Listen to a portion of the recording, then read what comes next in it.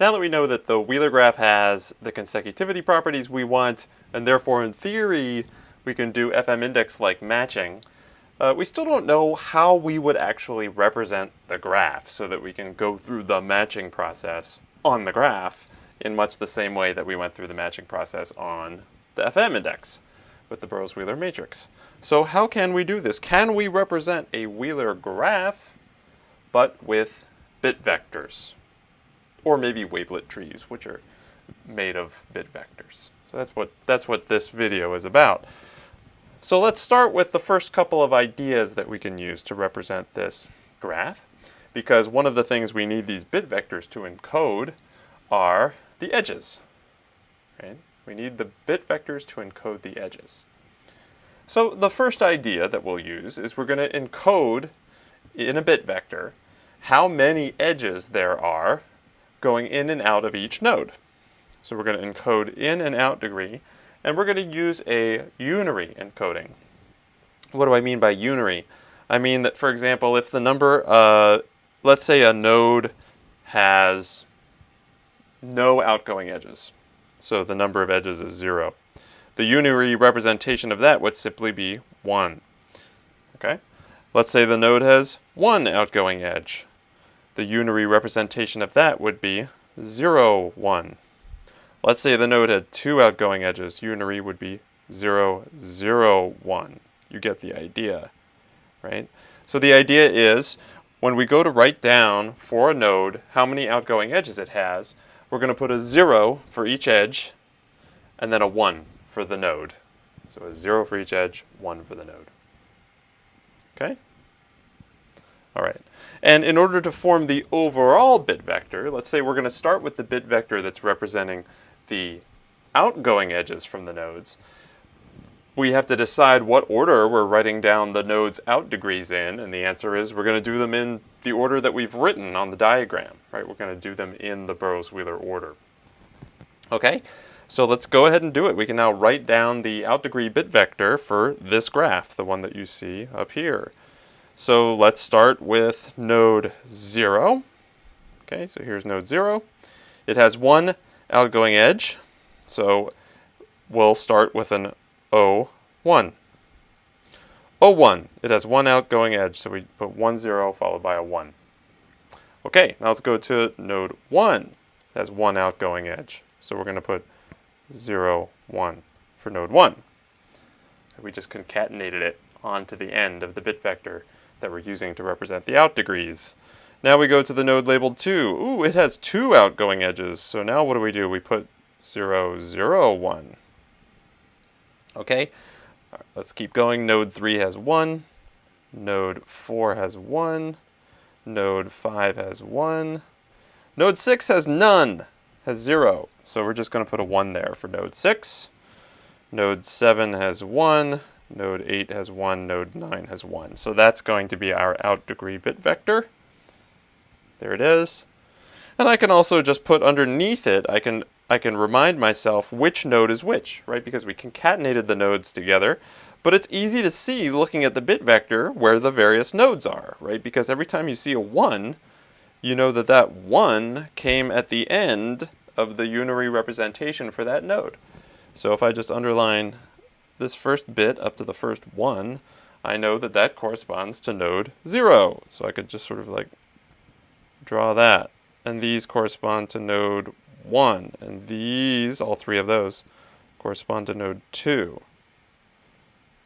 3, 4, etc. Right? So I can just highlight all those like that. Okay? So there I go. I have a bit vector that represents the out degree of each node, which is an important point about the shape of the graph, an important aspect of the graph's shape. And I simply concatenate the unary representations of those out degrees in node order. Okay, so that's the first idea. So that's just part of what we want to represent about the graph, but it would be easy to take this same idea and, of course, apply it to the incoming edges instead of the outgoing edges. So let's do that. Let's do another bit vector for the incoming edges. Again, we're going to use that same unary representation. Okay, so we'll start with node 0. Oh, that's the one that has no incoming edges. So actually the very first thing I'm going to write in my bit vector is just a 1, since node 0 has no incoming edges. All right, now for node 1, it has 2 incoming edges. Node 2 has 1. Node 3 has 1. Node 4 has 1. 5 has 1. 6 has 1. 7 has 1. This could be a little boring. 8 has 1. 9 has 1. There we go. So that's the in degree unary bit vector, again concatenated in order according to the node ordering. And again, it's easy to see which node is which because we just know that every stretch up to a 1 is the next node, right? So we know that up to this 1 is node 0, up to this node is 1, this 1 is node 0, up to this 1 is node 1, etc.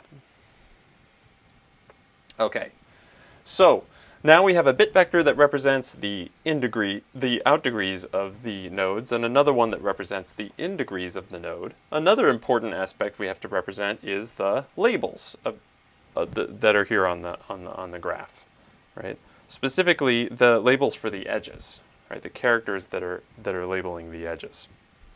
All right. So the idea here is, because of the way the unary system works for how we wrote down the out degree bit vector, we can look at that out degree bit vector, and everywhere where we see a 0 in that bit vector is an edge, right? We're counted in unary, so we just put a 0 for every edge and then put a 1 when we were done. So every 0 that we see here is an edge. So one option that we have for how to represent the letters labeling those edges is we can just sort of draw them as being parallel to the zeros in the O bit vector. All right, so for example, that very first 0 is the edge outgoing from node 0, right, this edge, and it has label T, so let me put a T here.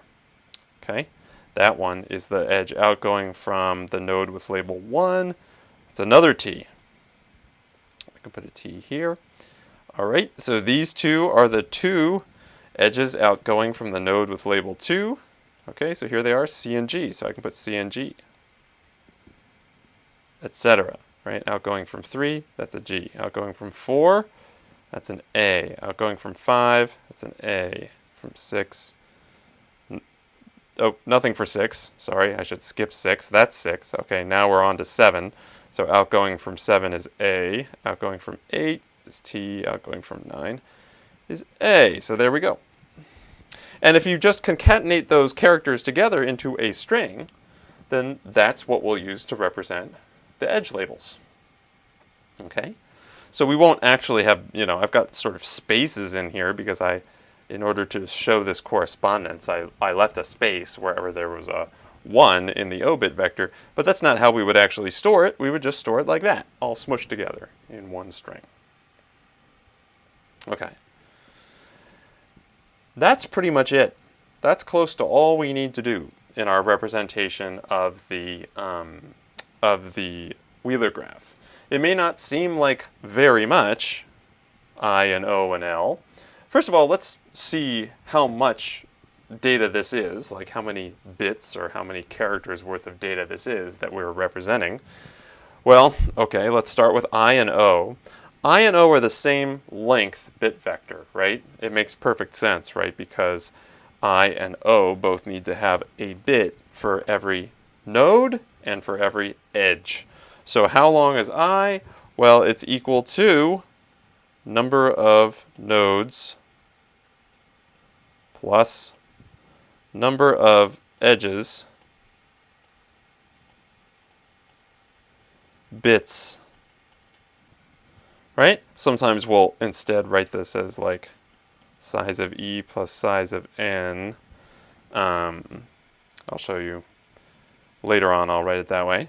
So that's how long I is. O is the same length, right? O and I are the same length, so O is also number of edges plus number of nodes bits. How about L? Well, there's one character in L for every 0 in the O bit vector. In other words, for every edge. All right, so that consists of, how long is L? L consists of number of edges characters, right? And of course, the amount of bits that you would need to store a character is going to be proportional to log of the alphabet size, which we often write as sigma. Okay, so that's how much we need to store these different pieces of our Wheeler graph representation. Let me point something out here, which is that L string that we put together, right, here's two examples of two graphs, but on the right I'm showing just a linear version of the graph on the left. I think I got rid of this bottom branch for this picture over here. And if we look at the L vector for that Wheeler graph, we notice that it's the string that's quite related to the Burrows-Wheeler transform. In fact, I can write down the Burrows-Wheeler transform of that same string. And it's very close. It's got that dollar sign in the middle. If you look, you can actually see in the O bit vector where that dollar sign goes, right? That dollar sign basically goes wherever the 0 out degree node goes from the O bit vector. So it's like the O bit vector would have allowed us to recover where the dollar sign should go. But the point is, you can see this very close relationship between the BWT on one side and this string that we're calling L on the other side. Right? It's not a coincidence we're calling it L, because this string has a close relationship to the last column of the Burrows-Wheeler matrix, which is to say, to the Burrows-Wheeler transform. Okay? So L, the string L, is like the BWT. It's sort of playing the same role here as the BWT, or the last column of the Burrows-Wheeler matrix. I and O are specifically for representing the graph structure of the Wheeler graph. Okay, so even just with these 2-bit vectors in this string, we can start to answer some questions, and we can see how we can use rank and select and similar queries to answer basic questions about the graph. For example, let's say we'd like to find the in-degree of a particular node. We're being asked for the in-degree of node 3 in the order. Okay? Well, we can look in the diagram and we can see that the in-degree of 3 is 1, but purely from this bit vector I, can we figure out what the in-degree of node 3 is? Well, yeah, we can, right? Because we've written it down. It's in here somewhere in unary. We need to just go find it and then count how many zeros there are in that unary representation of the in-degree of node 3. And so with what kind of queries are we going to do that? Right? So, okay, let's take a closer look. First of all, we can see where node 3 is, right? So this is node 0, this is node 1, this is node 2, this is node 3, right? So just looking at the string, we can see that's the 0 that corresponds to the in-edge to node 3. But how would we determine that programmatically, like with queries? How would we determine that? Well, one idea is we can jump to this one, right? The one corresponding to node 3. So to do that, we would do I dot select sub1 3. That would take us to that offset, right? And what do we want? We want the difference between where that one is and where the previous one is, right? That one that's right there. To get that one, we'd have to do I dot select, I should say to get the offset of that one, we should do I select sub1 of 2, right?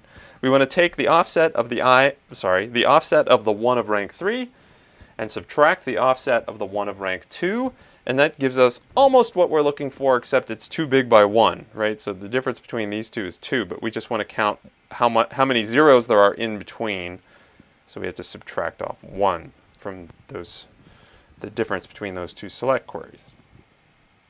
Okay, so there we go. In other words, when we have one of these bit vectors and we want to jump to a node, we want to jump to the information for a particular node, we can use a select sub1 query, because the ones line up with the nodes. All right? No matter how many incoming or how many outgoing edges some of the nodes have, right? A node might have 1,000,000 outgoing edges. We can still use rank and select queries to jump directly to where we want to go. Okay, in this case, select sub1 queries. And if we wanted to instead find the out degree of a given node, same thing, right? We would just do it on the O bit vector instead of the I bit vector. But select sub1 would still be the query that we need. Okay, slightly more complex. How would we get the labels of the edges that are outgoing from node 2? Right, so here's node 2 in this diagram. You can see it's got 2 outgoing edges. We want to extract the labels of those edges from this representation. How would we do that? Well, we know how to get to the desired node in the O-bit vector. Right, we're going to do select sub 1 query. So let's just do that again. So if we do a select sub 1 query, well, maybe first thing I'll point out is remember the relationship between the L string and the O-bit vector, right? Every character in the L string corresponds to one of the zeros in the O-bit vector. So I can just highlight those parts in red and remember that those parts kind of line up. All right, the red characters line up with the red zeros. Okay, so we want to sort of take a look at the zeros corresponding to node 2, and we know that those are going to be the zeros. This is node 0, this is node 1, this is node 2. We know those are going to be the zeros between the one of rank 1 and the one of rank 2. So we need to do an O.select sub 1 of 1, which happens to be at offset 3. That's that one. And then we'll do an O.select sub 1 of 2, and that's going to be at offset 4, 5, 6. Right, that's this one. Okay, so that tells us where are the ones that are on either side of the zeros that correspond to the outgoing edges from node 2. Great. Okay, our next job is to figure out what the ranks of those zeros are in between those two ones. That's what will tell us where we need to look up the characters in the L string to get the answer to our question. So we need to extract some characters from the string L. The first character we want to extract is the one corresponding to this 0. Okay, so we want to do a rank query, a rank 0 query. Usually we do rank sub 1 queries in these lectures, but in this case we want to do a rank sub 0 query. All right, and we want to do rank sub 0 at the offset that the original select query gave us, right? So this 3 is being reused there. All right, so we want to access L from this offset to the offset given by doing a rank sub 0 query on the result from the second select. All right, in other words, we're going to ask, okay, how many zeros are there up to that first one? 2. Okay, how many zeros are there up to that third one? Right, 2 zeros up to this one, 4 zeros up to this one. That tells us that we should extract characters from L from offset 2 up to offset 4 exclusive. Right, so in other words, it offsets 2 and 3. 0, 1, 2, 3, C and G. C and G. C and G. So that's the correct answer. Okay. All right. So in this case, we used select sub 1 queries to get to the node of interest, but then we used rank sub 0 queries to figure out offsets into the L string that correspond to the edges in between those two ones. Right. So generally speaking, these are the kinds of things we have to do when we're matching with the Wheeler graph. We have to move between node space and edge space, and from outgoing edge space to incoming edge space, and we have to sort of move around like this. But there are relationships, pre-existing relationships between these different vectors and orderings that help us make these transitions easily.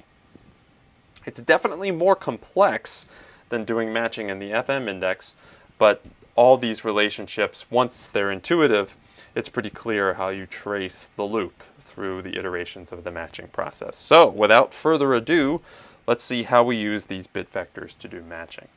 First, let's go back and remember, for the FM index, we had a matching loop, and the matching loop essentially iterated two things, right? We would do a skip and we would do a rank. And at each step, when we needed to calculate the next row that we would go to, we would sum together the result that we got from the skip and the result we got from the rank. Right, so we would go in this kind of loop, skip, rank, skip, rank, skip, rank. So just to remember, let's say our pattern P is ABA, and we're going to proceed by matching longer and longer suffixes of ABA. So we'll start with the shortest non-empty suffix of just A. And the very first thing we do is we take our C array, the one that tells us the cumulative count up to each character in the alphabet, and we ask it, okay, how many letters are there that are less than A? The answer is 1 for $sign. And then we ask it, okay, how many letters are there up to and including A? And it's going to tell us 5 because there's 4 A's and a $sign. And that tells us that this is the initial range where we should be looking. Then we do rank queries. So we go to the BWT of T and we do 2 rank queries. One here, one here. And that tells us, we're doing rank sub B, and that tells us what are the ranks of the B's, if there are any, in that range. And it'll tell us, well, it's the B of rank 0 and the B of rank 1. Now we have to skip to the rows that start with the B of rank 0 and the B of rank 1, and for that we do a skip query. So that's our loop. Skip, that tells us where to go. Rank, that tells us where to go next. Skip, that tells us where to go. So these are the 2 components that we have to add together every time we iterate the matching process in the LF mapping loop. What does this loop look like for the Wheeler graph? Is it this simple? Unfortunately not. It's a bit more complex, but it has a sort of a decent number of steps. You know, you can sort of wrap your arms around it, and once you've looked at a few examples, it becomes clearer what this loop is doing. But it's got 4 parts to it. We still have skip, and we still have rank corresponding to something like the rank query we did before, although now it's on the characters in this L string. But in between, we have to do some translation between node space and edge space, usually, right? A way of sort of moving back and forth, because we're not just moving, we have to move along the edges. When we move, we have to move in a legal way. It has to be following the edges that are appropriately labeled, and that requires that we sprinkle in some more rank and select queries on these I and O bit vectors. Okay. All right. So we want to see it in action. So let's do that next. And first, let me write again my representation for this graph here.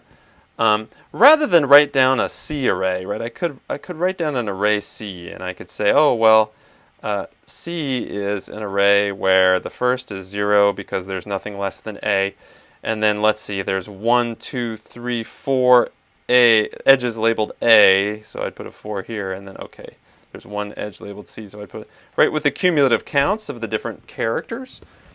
I could represent that, but instead I think it's visually a little easier to look at a string, which I'll call F because it corresponds to the first column of the Burrows-Wheeler matrix in our old way of thinking, where I've just concatenated those characters together, right? So just bear with me. That's how I'm going to represent the C array. Rather than actually write down the C array, I'm writing down this F string, but it's the same information, right? It's saying there's 4 A's, 1 C, 2 G's, 3 T's. Same information. But when I write it this way, you can think of it as being kind of parallel to this L string, right? Just like the F and L columns from the Burrows-Wheeler matrix. Okay, great. Let's get started. Let's iterate this loop for a particular pattern. Let's say our pattern is AGA. All right. So we're going to go through the process of trying to find the paths in this graph that are labeled AGA. That's our goal. Okay. So let's start again by using the skip array. In other words, by using this sort of F string we have here, and saying, okay, well, let's find the range of characters where A occurs, right? The range of positions in F where A occurs, since A is the first suffix, right? The first non-empty suffix. Oh, there they are. They're from 0 up to 3, right here, right? Okay, great. So the first 4 edges alphabetically are the ones that are labeled A. Okay.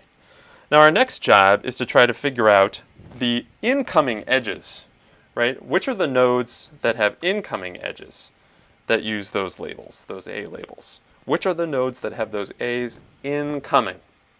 Right? Because we want to follow the edges. So which are the nodes that have the A's incoming? So in order to do that, we can remember that these A's, being that this whole F string is in order, these labels are the labels for the zeros in the I bit vector. Just like these labels in the L string are the labels for the zeros in the O bit vector, right? The incoming edges have to be in alphabetical order. That's a rule because of the properties of the Wheeler graph, and especially because of rule number 2, which says that if the label of one edge is less than the label for the other, then the destination has to be less than the destination of the other. Okay. So those 4 A's in F correspond to these 4 zeros in I. Okay? So we want to sort of move from F to I, translate from F to I, and in order to do that, the first thing we want to do is select queries, right? We know that we want to look at the first 4 zeros. So let's do select queries to figure out the offsets of those zeros. We'll do 2 of them. We'll do one select query to figure out the offset of the smallest zero, rank-wise, right, this one. Then we'll do another select query to figure out the offset of the largest one, that one. Okay, great. And that tells us, basically from here to here in the I bit vector, all of these zeros correspond to all of those A's in the F string. Okay, great. Our next question is, well, what nodes do those point to? What nodes do those edges point to? For which nodes are those the incoming edges? But the I bit vector tells us that too, right? Because we can just look at it and see, right? This one corresponds to edge 0, but none of our zeros are to the left of that one, right? So we're actually not going into node 0. But look, here's node 1, here's node 2, here's node 3. We can tell because the nodes go up to the 1s. So what we need to do next to translate from edge space to node space is do rank sub 1 queries. That's what will tell us which nodes these zeros point to, right? Which nodes these edges point to. We do rank sub 1 queries, you know? So we could do a rank sub 1 query over here. We see that the answer is 1. That tells us that the range of nodes that we're moving to starts with node 1. And then we could do another one over here. We would get the answer 4. That tells us that node 4 is just one past the last one, which would be node 3. So that tells us nodes 1, 2, and 3 are the next nodes that we're moving to. Okay, so I've highlighted 1, 2, and 3 in this diagram. Okay, so the edges highlighted magenta, the nodes highlighted blue. We know how to follow the edges, how to get to those edges in the I bit vector using select 0 queries. We know how to figure out which nodes those are using rank 1 queries. Great. So now that we're following the incoming edges to those nodes, we now want to follow outgoing edges from those same nodes. We want to figure out which are the outgoing edges from those nodes that we just moved into. And we want to find those in the O bit vector. Okay? But there is a correspondence between the I bit vector and the O bit vector, because in both cases we've concatenated the unary degrees in order according to the node ordering, and that's the same ordering for I as it is for O. So if we want to go find in the O vector the same nodes that we were just tracking in the I vector, right, nodes 1, 2, and 3, that's not hard to do. We do that with select sub 1 queries. So we do that with select sub 1 queries. So we can do select sub 1 queries to take us to, you know, the ones corresponding to the nodes that we're interested in. 1, 2, and 3. Okay? And now we want to know how many outgoing edges are there from those nodes, and we can do that with rank sub 0 queries. Right? That was like the out degree question that we asked previously. Okay, so now we know that at the destinations of those edges, we find a new set of nodes, and those nodes altogether have 4 outgoing edges, right? Nodes 1, 2, and 3 have 4 outgoing edges. And now the last thing we can do is we can figure out what are the labels of those edges. We know because the zeros in the O bit vector are parallel to the characters in the L string, right? So if we want to know which letters those are, well, we just go down here and we can discover that those zeros correspond to these letters in L, right? It's the zeros of ranks 1, 2, 3, and 4. Look at the letters at those offsets in L, T, C, G, G, and indeed the outgoing edges from nodes 1, 2, and 3 are labeled T, C, G, G. Okay? Great. All right. So we want to follow the edges, some of those edges, not all of them. We have a constraint, right? Because the next character to the left in our pattern is A. Sorry, the next character to the left in our pattern is G, right? So we just want to follow now the outgoing edges that are labeled G. Okay, well, which outgoing edges are those? what G's, we want to know the G's of what rank are the ones that are outgoing from those nodes. So we can do rank queries on the L string to figure that out. We could do a rank query here and a rank query here, and we'll figure out that it's the G's of ranks 0 and 1 that are the edges outgoing from those nodes labeled G. Okay? Great. So that tells us we can keep going, right? There are two edges along which we can extend our match, right? We've already matched A, now we're matching GA, and there's two edges along which we can extend that match. And we know where to go in the F array to find those G's, right? They're the G's of ranks 0 and 1, and it's easy to go to the F array, or really that's just our representation for the C array, right? Right? Dot, dot, dot. We know exactly where to go to find those two G's. There they are. So we repeat. Okay? We use a combination of the result from that rank query and the skip array, the C table, to figure out where those two G's are in the F string, and that was a full iteration. So now let's do it again. So we ultimately want to extend our match all the way to AGA. So let's see what the next full iteration of this loop looks like. Okay, so we know we're dealing with these two edges, right? The two edges labeled G. Okay, we can do a select sub-0 to find those two edges in the I bit vector. There they are. And we can do rank sub-1 queries to figure out which are the nodes for which those edges are incoming. And we'll figure out that they are at, if we could just count, we can see nodes 0, 1, 2, 3, 4, 5, and 6. So it's nodes 5 and 6 that have those two edges as incoming, confirmed up here. Right? I'm using color to show the nodes, and I'm using the blue color, rather, to show the nodes, and I'm using the magenta color to show the edges that we're crossing. All right? Now we can find the edges that are outgoing from those nodes by just hopping on over to the O bit vector, selecting those same ones, selecting those same nodes. We discover that there's now only one outgoing edge from either of those two nodes, right? 6 is one of the nodes that has no outgoing edges, so that path ended. There's nowhere to go there. But there is one edge outgoing from node 5, and when we figure out what the zero's rank is here, using rank sub-0, that tells us where to look for its label in the L string, and we find that its label is A, which is fantastic because that's the next letter in our query. And through a couple of rank queries, we'd do one here and one here, we'd figure out that that's the A of rank 1, right? It's the second A from the left in the L string, which tells us that that is our final result, right? That A, the A of rank, the A edge of rank 1 is the final edge we would walk across, and now we're done because we've matched all three characters of our query. The final result is that we found one match corresponding to that path. Right? We were initially tracking 4 different paths when we just matched the initial A, but then it narrowed and then narrowed again down to just this one path.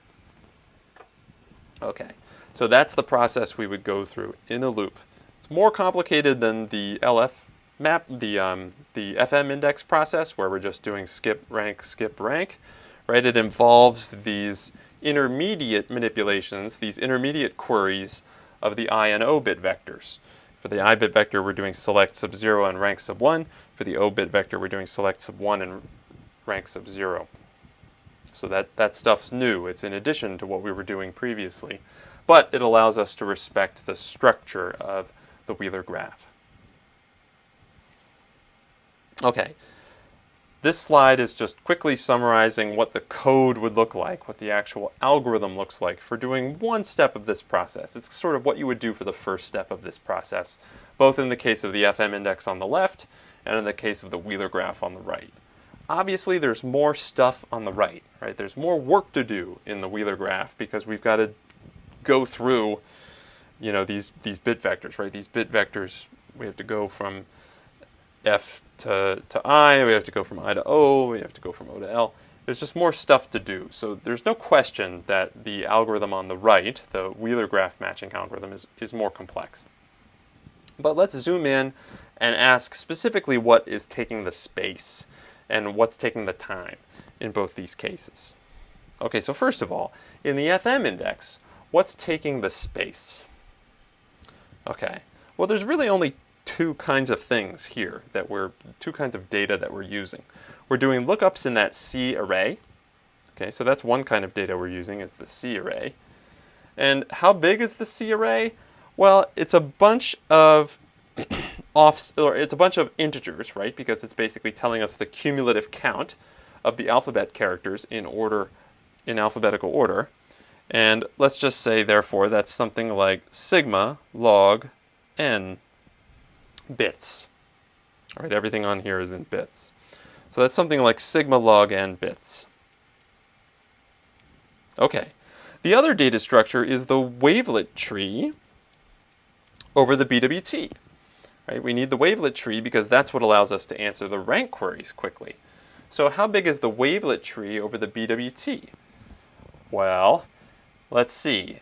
We need to store a sequence of characters of length n, and we're going to need n log sigma bits in order to represent them in the wavelet tree, right? Because for every character, we're going to use log of sigma bits, right? That's how many sort of nodes of the tree that character will fall on in a root to leaf path. So we're going to need n times log of sigma bits, but on top of that, we need to be able to index those constituent bit vectors so that we can do rank queries quickly.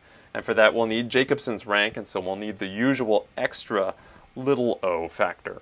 So we'll need n log sigma plus little o of n log sigma bits. Right? N log sigma for the wavelet tree itself, little o of n log sigma for the additional indexes that allow us to do the rank queries quickly. Okay, so that's what we need for the FM index. What do we need for the Wheeler graph? It's going to be more, but we can hope that maybe it's not a lot more. We've got the C array again, so the C array, same cost. This time, I guess there's a little difference, right? Because the C is counting the cumulative number of edges that have the various labels, that have the various alphabet character labels. So instead of writing n, right, here it's kind of ambiguous. What do we mean by n? Because the graph has both nodes and edges. So let's just keep the nodes and edges separate. And in this case, the C array is holding an integer, a cumulative count, basically for every edge. So let's call it sigma log size of E, where E is the set of edges. Okay, so the C array is holding sigma log size of E. The next thing we need are the rank and select data structures for the I bit vector. Right, so how big are those? Okay, well the I bit vector has number of edges plus number of nodes bits. Okay, and we need to be able to do rank and select queries on it. So we need the Jacobson's rank and the Clark select like data structures, and those are each going to use an additional factor of little o of number of nodes plus number of edges bits. So we're going to have number of edges plus number of nodes bits, it's this part, plus the additional data structure that lets us do the rank and select queries quickly, data structures that allow us to do rank and select queries quickly, and those will cost us an additional factor of little o of number of edges, number of nodes. We also need to be able to do rank and select on the O bit vector, same space, and same deal. Also remember that the data structures that we would need for rank sub 1 queries and the data structures we would need for rank sub 0 queries are the same data structures, right? It's the same idea. It's just, so there's nothing easier or worse about building them over the zeros versus building them over the ones, right? So it's, in either case, we're going to pay an additional little o factor to store those bits for the index. Finally, what do we have here? We have the wavelet tree over the L bit vector. All right, so how big is that going to be? Well, when we talked about the wavelet tree for the FM index on the left, we said n log sigma bits. Here, we have to think about, well, what does that mean in terms of edges and nodes? Well, the L string has as many characters as there are edges, so we don't need the number of nodes here. This is just going to be the number of edges log sigma plus little o of number of edges log sigma. Again, the little o is because we need to index the constituent bit vectors of the wavelet tree in order to be able to do rank queries over the entire wavelet tree quickly.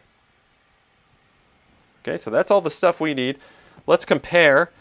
Here's the stuff on the left that we needed for the FM index. Here's the stuff on the right that we needed for the Wheeler graph. And, you know, there's more different kinds of things over there on the right for the Wheeler graph. But if you think about what the sort of biggest terms are, it's a little hard to say because it's hard to compare the apples and oranges of the n versus the size of e and the size of n, right? There's a sort of conceptual difference there. But I would venture to say that in most situations, the leading term is this one, right? The term that is the most important in terms of how many bits are being taken up are just the bits we need to represent the bits in the wavelet tree. And on the left, the number of bits we need is n log sigma, and on the right, the number of bits we need is number of edges log sigma. And those are kind of comparable, right? In other words, for every character in the data structure, we need to store log of sigma bits, and that's kind of the biggest part of the data structure in both cases. Everything else seems to be smaller, right? So here's size of e not multiplied by log sigma, so it's you know, the wavelet tree is going to dominate that. The wavelet tree is going to dominate that. Sigma is usually quite small compared to e or n, and so that is probably dominated in practice. The only question is, can you get in a situation where the number of nodes is really, really big, and that doesn't seem to be very sensible for most of the graphs that we would consider, right? The number of nodes should be pretty comparable to the number of edges in most cases. So I would venture to say that these two things, while they are different sizes and different levels of complication, the Wheeler graph is not that much bigger. When it gets right down to it, the biggest part of the Wheeler graph is basically just an analog of the biggest part of the FM index too. How about time? How much time do these queries take? So let's break that down and let's start on the left with the FM index. So how much, first of all, just note that everything that's a lookup in the C array is easy, right? That's just a direct address lookup. We're going to assume those are basically free, right? Or constant time, I should say. So direct address lookups in the C array, constant time. However, there is something important we're doing on the left and on the right, which is that we're doing rank queries on wavelet trees. So how much effort is it to do, how much time is it to do a rank query on a wavelet tree? Well, we're doing a rank query at each of the constituent bit vectors along some path from the root down to a leaf. There's going to be log of sigma levels, assuming we're using a balanced wavelet tree. Right, that's my assumption throughout here, is that we're using a balanced wavelet tree. All right, so we have to do a constant time query at big O of log of sigma levels, so that's going to be big O of log sigma. Right, we talked about that back in the wavelet tree lecture. Okay. And then what else is happening? Well, on the right, there are all these ranks and selects. Right? A bunch of ranks and selects. Ranks and selects over the O bit vector, ranks and selects over the I bit vector. But how much time did we need if we had our index, like our Jacobson's rank or our Clark's select? How much time did we need to do those queries? Constant time. So everything in the blue box is constant time. Right? And everything above, right? Those lookups in the C array, also constant time. So the only significant use of time for either the FM index or the Wheeler graph are the wavelet tree rank queries. And that's the same time in both cases. It's just log of sigma, the alphabet size. So again, they're actually quite comparable, even though the Wheeler graph would seem to be a richer and more complicated representation, and it is. The time and the space are really not that far off conceptually from what the Wheeler graph cost us. And in both cases, the kind of bottleneck is the wavelet tree built over the string and the rank queries over the wavelet tree.